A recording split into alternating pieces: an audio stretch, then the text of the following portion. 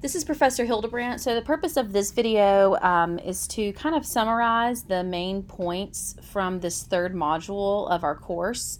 In the second module, you were introduced to the aggregate demand, aggregate supply model, right, which showed the equilibrium for our macroeconomy.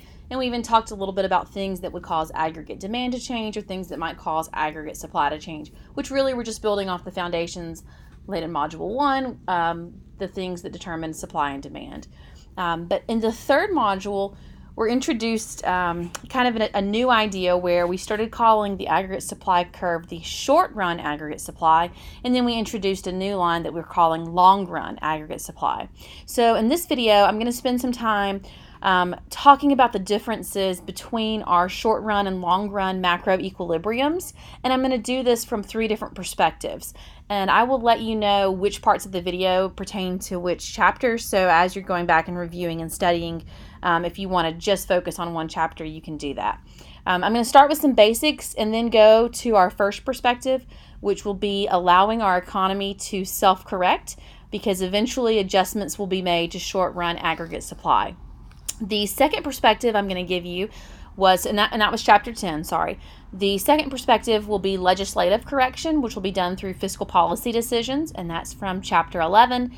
And then finally, from chapter 15, we'll look at our third perspective, which will be Federal Reserve correction using monetary policy. Okay, so again, this first perspective here is going to be allowing our economy to do what I call self-correction. And let me explain that a little bit more. So this graph here on this slide is showing our long-run equilibrium. And again, we introduced this new curve we're calling long-run aggregate supply, this vertical line here at an output level of Y1. And this is what the textbook calls the maximum sustainable output level for our economy given our current resources and technology. Doesn't mean we can't produce more. We can for a little while. We can squeeze a little bit more out of our resources, but eventually we'll have to fall back down to that maximum sustainable level. It also doesn't mean that it can't change. Right now it's Y1. We could have what we call a beneficial supply shock that permanently moves it outward to the right to a value of, let's say, Y2. Some important things before we move forward here, some definitions. The short run is simply any period or length of time where the firms have at least some fixed resource costs. Now, the idea of fixed costs is kind of a little more micro, but it certainly is needed in this context. So a fixed cost is something that a firm must pay. Even if they quit producing today, they're still obligated to pay their fixed cost for however long the contract is. So think of some examples. I signed a contract with West Georgia in June. It starts August 1st and ends May 30th. And West Georgia is obligated to pay my salary during that 10-month period. It's a contractual obligation. They have to pay that fixed cost. If you wanted to open up a bakery on the Carrollton Downtown Square, you'd probably have to sign a 24-month lease. You're required to pay that rent for the duration of your lease. The long run, then, is simply any period of time in which there are no fixed costs. So all contracts become renegotiated and resource prices can change. Okay, so we're going to start, we're going to have 3 different scenarios within self-correction here. The previous graph was showing scenario 1, and this was where we were at our long-run equilibrium, okay? Actual inflation was exactly what we expected, so we're producing that long-run aggregate supply or that potential output level. The second scenario that we're going to have, our price level is going to be greater than what we had anticipated. What this is going to mean for firms is they're going to experience a higher profit for production, and so they have an incentive here, to increase production. This is going to take our economy's output beyond the potential. Again, we can sustain it for a little while, and so unemployment's going to dip below what the textbook called the natural rate of unemployment, which is what we have when we're producing potential. If scenario 2 happens, we call this an expansionary gap. The final scenario, scenario 3, our price level is going to be less than we expected. This is going to make production less profitable for firms, and so firms are going to cut back. They're going to decrease production. Now again, they still have to cover the fixed cost, but some of those variable costs they're going to cut down. This is going to cause our economy's output to drop below the potential level, and our unemployment rate will go beyond the natural rate. and this is called a contractionary gap. So let's start first here with scenario 2, the price level being greater than expected. So I've given you a graph here that shows an expansionary gap. So again, here's our long run aggregate supply curve. So our potential output level is $500 billion worth of output. But we're not there. We're producing instead at point B. We're producing $1,500 billion worth of output. We based our contracts for those resources on an expected price level of 120. So we thought equilibrium would have been point A.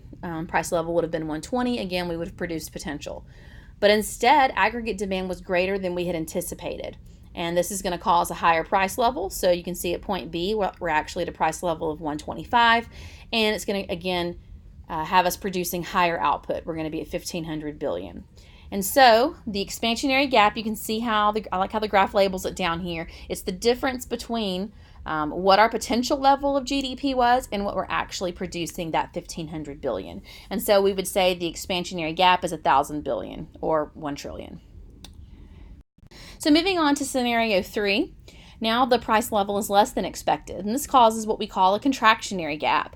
So you can see our output here was only 13 trillion, whereas potential was 14. So we're producing less than potential, okay?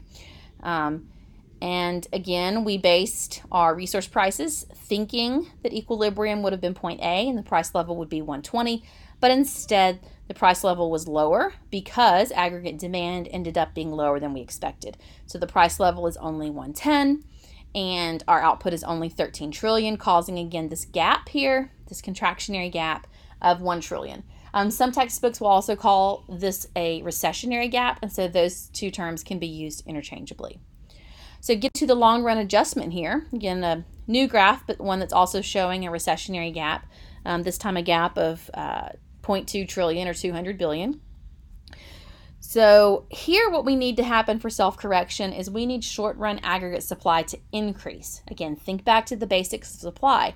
If we need supply to increase, this means we actually need production costs to go down. So what this means is that you, me, everyone, we need to be willing to accept a pay cut, lower wages.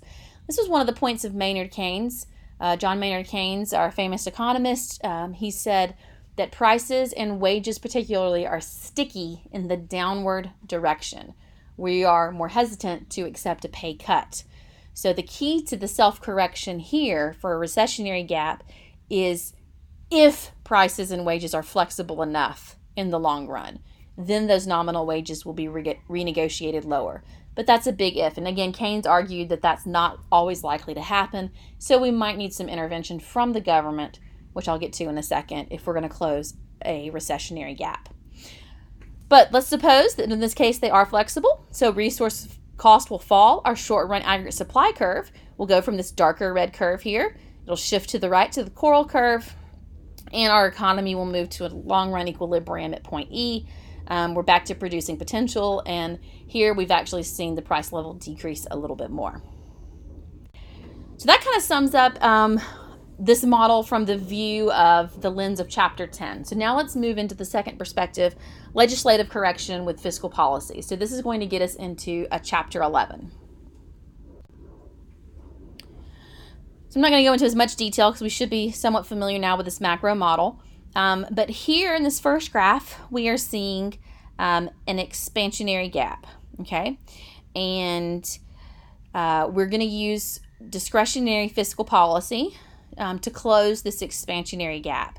And this time, instead of waiting for those eventual adjustments of short-run aggregate supply, the government's going to force aggregate demand to change, okay? In this case, we need aggregate demand to decrease, to go from this darker blue line to the lighter blue, so that we can move from point E prime, our current equilibrium, down to E asterisk or E star, okay? So we need a leftward shift or a decrease in aggregate demand. How are we going to achieve this using fiscal policy? Well, recall, the government has 3 tools of fiscal policy. They can change their level of spending, they can change taxes, they can change transfer payments. And so any combination of a decrease in government purchases, an increase in taxes, or a decrease in transfer payments would yield a decrease in aggregate demand. The result would be our price level will drop and our output will be reduced back to that long run sustainable level. So that's using fiscal policy to close the expansionary gap. Let me just move on. Okay. Discretionary policy to close a recessionary gap. Okay, so now the economy has experienced a recession or a contraction. We're producing less than potential. And so again, this was the one where Keynes argued the economy might be slow to self-correct. So the government gives a little boost, okay? Here we're going to try to increase aggregate demand from this darker blue line, shift it rightward to the lighter blue. How are we going to increase aggregate demand? It's the opposite, right? We're going to increase government purchases, we're going to decrease taxes, and or we're going to increase transfer payments. Some combination of those three tools should yield an increase in aggregate demand, and then the result will be a rise in our price level, and our output will increase back to that long run sustainable level. And so that kind of finishes this perspective of chapter 11. Moving on to the final perspective, Federal Reserve correction of macroeconomic gaps. So they're going to use monetary policy here to close either an expansionary or recessionary gap. And this would be chapter 15 from your text, from those that are following from my class. So let's talk a little bit here about how monetary policy impacts this macro model. In the short run, the Fed can make changes to money in order to affect our economy by changing the interest rate. So when it increases or decreases the level of money in our economy, this will cause our interest rate to increase or decrease. If we're using expansionary monetary policy, then we're trying to close a contractionary gap. And so in this case, the Fed's going to want to stimulate production and employment. And they're mainly going to do this through what we call an open market purchase. They're going to buy bonds from banks, right? When the Fed buys the bonds, they give the banks cash. The banks hand over the bonds. Money supply goes up, okay, because the banks have more money. So the Fed's going to increase the money supply by this open market purchase. I'll show you the graph in a minute, but when they do that, it's going to cause our interest rate to drop. When the interest rate is lower, going back to, again, an earlier chapter, this would be chapter 9, we see that firms increase investment spending, either because it's cheaper to borrow, so they're going to borrow more and spend more on new capital projects, or because if they have the cash, it's not worth it to save it because the interest rate's so low, okay? Either way, if investment spending goes up, since investment is one of our components of aggregate demand, this causes aggregate demand to increase. If aggregate demand increases with no other change, then so does our output. And that's just kind of the summary down here. This big M stands for money supply. So the money supply goes up. This causes the interest rate to go down, which causes investment to go up, which causes aggregate demand to go up, which causes real GDP to go up. And so here's the graphs that go along with this. So graph A here, we have the graph of the demand for money. Graph B is going to be the demand for investment. And then graph C is going to be our aggregate demand curve. And again, starting with graph A, we see that if we increase the money supply, shifting to the right causes the interest rate to drop. We go from point A to point B, interest rate dropped. Here on the demand for investment, if we again have that dropped interest rate from I to I prime, then investment spending increases. If investment spending increases, our aggregate demand curve shifts to the right, okay? And so we're going to use this to close that recessionary gap, okay? So we're really doing the same thing here that our legislators were doing in Chapter 11 with fiscal policy, except for now the Fed's doing it through manipulating the money supply. So we increase the money supply in order to increase aggregate demand. Again, I mentioned the open market purchase of bonds. That's the Fed's primary tool to increase the money supply, but they have two secondary tools. They could also decrease the discount rate and or they could decrease the required reserve ratio that banks have. And again, the result's going to be the same as fiscal policy. Price level rises, outputs back to the long run level. And then what if there was an expansionary gap? Well, then they would use contractionary monetary policy to close it. Basically, they want to cool the economy down. So they're going to do the opposite. I'm not going to go into as much detail here, but we call it an open market sell. So the Fed looks at the bank, says, here's some money, or excuse me, here's some bonds, give us the cash. So they remove the money from the banking system. So money supply decreases, causing interest rate to go up, which causes investment spending to go down, aggregate demand decreases, and so does production. I know this is a longer video than some of them, but I hope that this does an okay job of kind of summarizing this model that we used in Module 3 and kind of the three different perspectives that we have when we're not in our long-run equilibrium. So here's the long-run adjustments that will happen if we allow an economy to kind of self-correct when we have that expansionary gap. So again, here with scenario 2, again, our macroeconomy is experiencing this expansionary gap. You notice the numbers are different here. I'm using a different graph, okay?